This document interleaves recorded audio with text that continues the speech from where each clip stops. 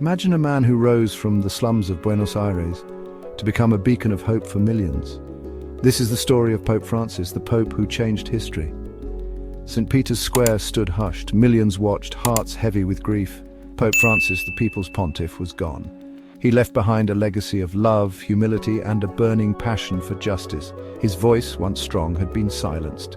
Yet his message of hope and compassion continued to echo around the world. From the slums of Buenos Aires to the grandeur of the Vatican, his journey had been extraordinary.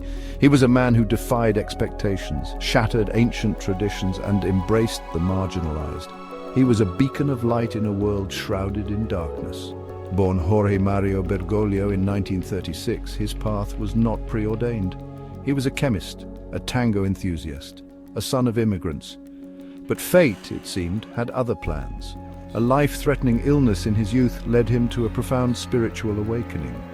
He heard the call to serve, to heal, to dedicate his life to something greater than himself. This was the moment a humble Argentinian took his first steps towards becoming Pope Francis, a name that would soon resonate with millions. But the streets of Buenos Aires would soon become more than just a classroom. They would become a crucible. Buenos Aires, a city of vibrant energy and stark contrasts, became young Jorge's classroom. He walked its bustling streets, absorbing the struggles and joys of its people. He saw poverty, he saw resilience, he saw the indomitable spirit of the human heart. His Jesuit education instilled in him a deep commitment to social justice. He saw the face of Christ in the poor, the marginalized, the forgotten. This belief would shape his life, his ministry, and ultimately his papacy. His early priesthood was marked by humility and compassion. He chose to live simply, shunning the trappings of power and prestige. He rode the bus, cooked his own meals, and opened his heart to those in need. He listened, he comforted, he offered a helping hand. He was a priest who saw his flock not as sheep to be herded, but as individuals to be loved and cherished. His actions spoke louder than any sermon, his love resonating with people from all walks of life. He gave them hope. He gave them a way out. Argentina in the 1970s was a nation gripped by fear. The brutal military junta, in its ruthless pursuit of power, unleashed a reign of terror. Thousands disappeared, their voices silenced, their fates unknown. The Dirty War was a period of state terrorism in Argentina from 1976 to 1983. Father Jorge Bergoglio, then a young Jesuit provincial, faced a moral crossroads. He could remain silent, protecting himself from the junta's wrath. Or he could raise his voice, risking his own safety for the sake of others. He chose courage. He chose compassion. He chose to stand with the persecuted, the hunted, the disappeared. He became a lifeline for those targeted by the regime. He gave them hope. He gave them a way out. He provided shelter, forged documents, and helped them escape to safety. His actions were not those of a man seeking glory. He acted quietly, humbly, driven by a deep sense of duty and an unshakable faith in the sanctity of human life. This was leadership in its purest form, born not out of ambition but out of love. Buenos Aires, a city of stark contrasts, held both immense wealth and grinding poverty. It was in the slums, the forgotten corners of the city, that Jorge Bergoglio found his calling. He saw the faces of the marginalized, heard their stories of struggle and resilience, and felt a profound connection to their plight. He became known as the Bishop of the Slums, a title he wore not as a badge of honor but as a reflection of his deep commitment to the poor. He walked the muddy streets of the villas, visited the sick in their homes, and offered words of comfort and hope to those who had lost all hope.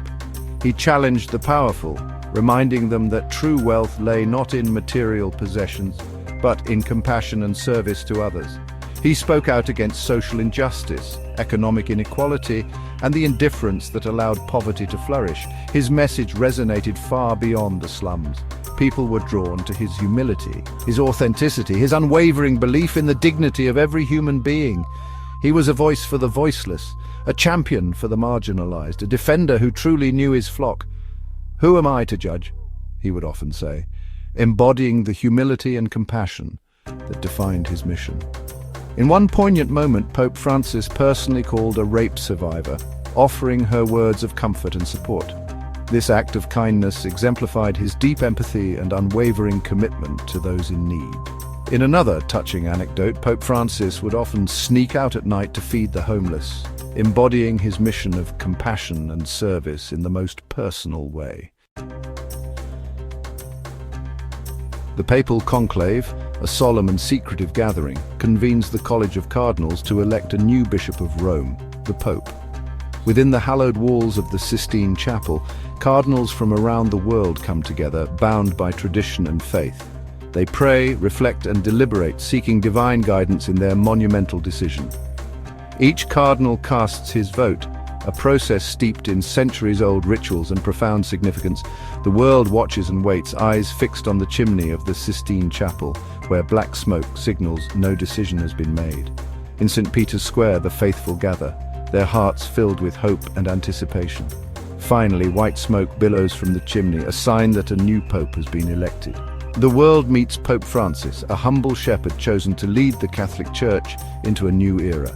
His humility, authenticity, and unwavering belief in the dignity of every human being resonate deeply. He becomes a voice for the voiceless, a champion for the marginalized, a shepherd who truly knows his flock. As he often says, the Church is a love story, not an institution. Pope Francis's papacy was not without its critics. Traditionalists bristled at his reforms, his openness to dialogue, his embrace of modern sensibilities. Some progressives felt he didn't go far enough, his pronouncements on certain social issues falling short of their expectations. Yet even his detractors couldn't deny the profound impact of his papacy. He had shifted the conversation, challenged long-held assumptions, and breathed new life into an institution often seen as out of touch and resistant to change.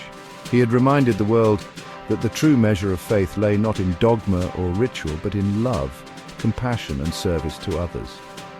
He had shown that the Church, at its best, could be a powerful force for good in the world. His legacy was not one of doctrinal pronouncements or theological debates, but of radical love, boundless compassion, and an unwavering commitment to justice. He was a pope who lived what he preached, a man who embodied the values he espoused.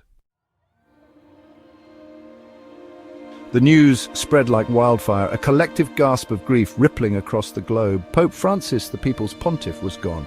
The world mourned the loss of a spiritual leader, a moral compass, a champion of the poor and marginalized. World leaders, religious figures, and ordinary people from all walks of life flocked to Rome to pay their respects. Millions more watched the funeral procession on television, their hearts heavy with sorrow. Tributes poured in from every corner of the globe, praising his humility, his compassion, his unwavering commitment to justice. He was hailed as a beacon of hope, a voice for the voiceless, a true shepherd of his flock. His passing left a void in the Catholic Church and in the world at large. But his message of love, compassion, and hope continued to resonate, a testament to the enduring power of his legacy. As he once said, "A little bit of mercy makes the world less cold and more just." Pope Francis may be gone, but his spirit lives on. It lives on in the hearts of those he touched, in the countless acts of kindness, inspired by his example, in the ongoing struggle for a more just and compassionate world. His life and legacy serve as a powerful reminder that even in the darkest of times, hope endures. They remind us that each of us has the power to make a difference in the world, to be a force for good, to build bridges of understanding and compassion. As we mourn his passing, let us also celebrate his life, his message, his enduring legacy of love and hope. Let us honor his memory by striving to live as he lived, with open hearts, compassionate souls, and an unwavering commitment to justice for all. Pope Francis may be gone, but his dream of a more just and compassionate